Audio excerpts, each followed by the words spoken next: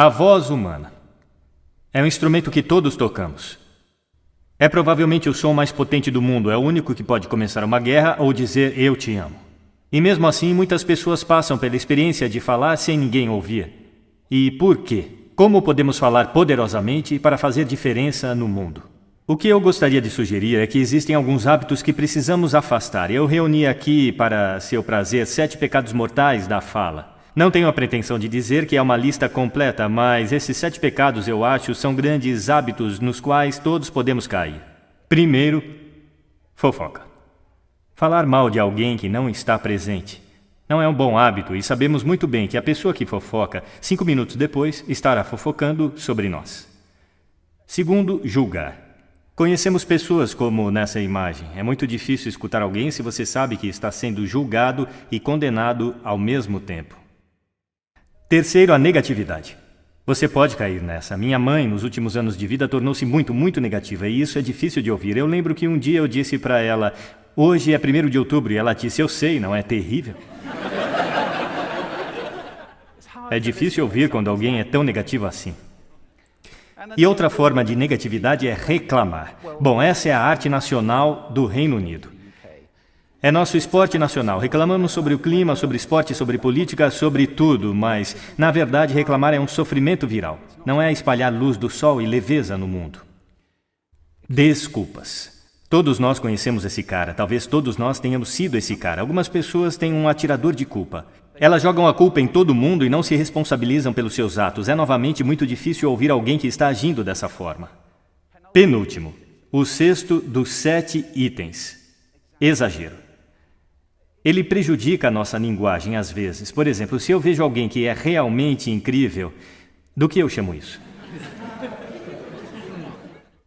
Então, é claro, esse exagero se torna mentira e nós não queremos ouvir pessoas que sabemos que estão mentindo para nós. E, finalmente, o dogmatismo. A confusão de fatos com opiniões. Quando essas duas coisas se confundem, você está ouvindo na direção oposta, alguém está bombardeando você com suas opiniões e como se fossem a verdade. É difícil. Então aqui estão eles, os 7 pecados mortais da fala. São coisas que eu acho que precisamos evitar. Mas há uma forma positiva de pensar sobre isso? Sim, existe. Eu gostaria de sugerir que há 4 bases, fundações, sobre as quais podemos ficar se queremos que o nosso discurso seja poderoso e para fazer a diferença no mundo. Felizmente, essas coisas soletram uma palavra. A palavra é hail, granizo, e ela tem uma grande definição também. E eu não estou falando sobre o material que cai do céu e o acerta na cabeça. Eu estou falando sobre essa definição. Cumprimentar ou aclamar entusiasticamente, que é como as nossas palavras serão recebidas se ficarmos sobre essas 4 bases. Então, o que elas representam? Vejam se conseguem adivinhar. O H. Honestidade, é claro. Ser verdadeiro no que você diz, sendo direto e claro. O A é a autenticidade. Apenas sendo você mesmo. Um amigo meu descreve isso como estar sobre sua própria verdade, que eu acho que é uma bela maneira de colocar. O I é a integridade. Sendo a sua palavra, na verdade, fazer o que você diz e ser alguém que as pessoas podem confiar. E o L é o amor. Eu não quero dizer o amor romântico, mas quero dizer desejar às pessoas o bem. Por 2 razões. Primeiro, acho que a honestidade absoluta não pode ser o que queremos. Meu Deus, você está tão feia esta manhã. Talvez isso não seja necessário. Temperada com amor, é claro, a honestidade é uma grande coisa. Mas também, se você está realmente desejando bem a alguém, é muito difícil julgar ao mesmo tempo. Eu nem tenho certeza de que você pode fazer as 2 coisas simultaneamente. Então, hail. Além disso, é o que você diz, e é, como diz a velha canção, é o que você diz e também a maneira como você diz. Você tem uma caixa de ferramentas surpreendentes, é um instrumento incrível, e ainda assim esta é uma caixa de ferramentas que poucas pessoas já abriram. Eu gostaria de remexer um pouco lá com você e só puxar algumas ferramentas que você pode gostar de usar e que vão aumentar o poder da sua fala. Registro, por exemplo. Agora, registro de falsete que não pode ser muito útil na maioria das vezes, mas há um registro no meio. E eu não vou ser muito técnico sobre isso com qualquer um de vocês que são treinadores de voz. Entretanto, você pode colocar a sua voz. Então, se eu falar aqui pelo meu nariz, você pode ouvir a diferença. Se eu descer aqui na minha garganta, que é onde a maioria de nós fala, a maior parte do tempo. Mas se você quer peso, você precisa ir até aqui no peito. Você ouve a diferença? Nós votamos em políticos com vozes mais graves. É verdade? Porque associamos profundidade com poder e autoridade. E isto é registro. Então nós temos o timbre. É a forma como a sua voz é sentida. Mais uma vez, a pesquisa mostra que preferimos as vozes que são ricas, suaves e quentes, como o chocolate quente. Bom, se você não é assim, isso não é o fim do mundo, porque você pode treinar. Contrate um treinador de voz. E há coisas incríveis que você pode fazer com respiração, com postura e exercícios para melhorar o timbre. E agora a entonação. Eu amo entonação. Esta é a metalinguagem que usamos para lhes conferir significado. É uma raiz de sentido na conversa. As pessoas que falam tudo em uma nota só são realmente muito difíceis de ouvir se eles não têm entonação alguma.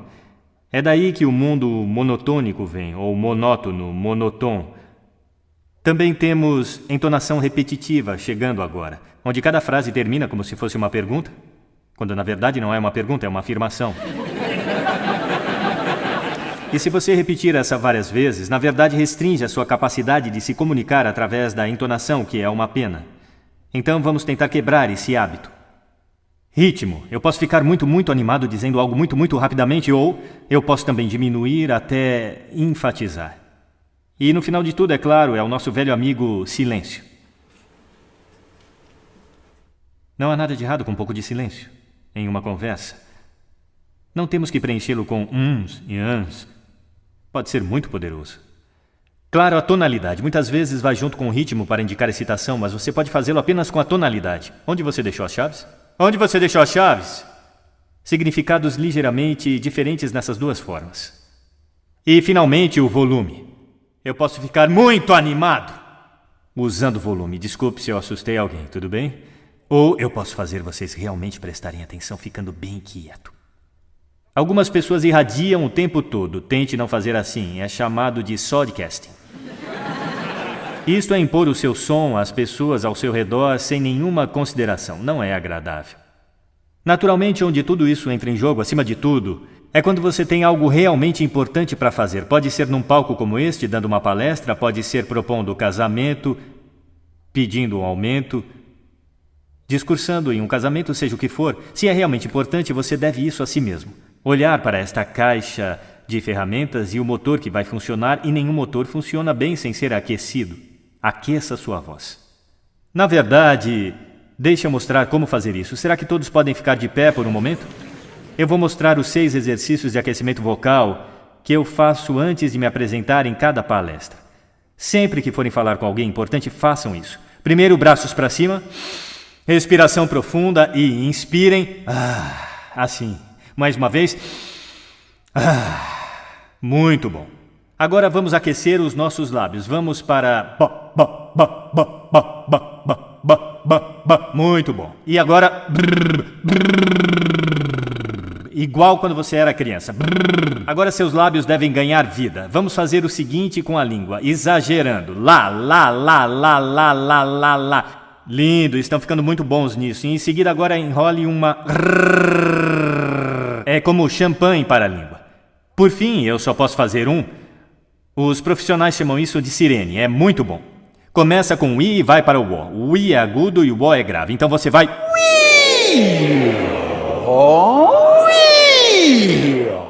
Fantástico, uma salva de palmas para vocês. Sentem-se, obrigado.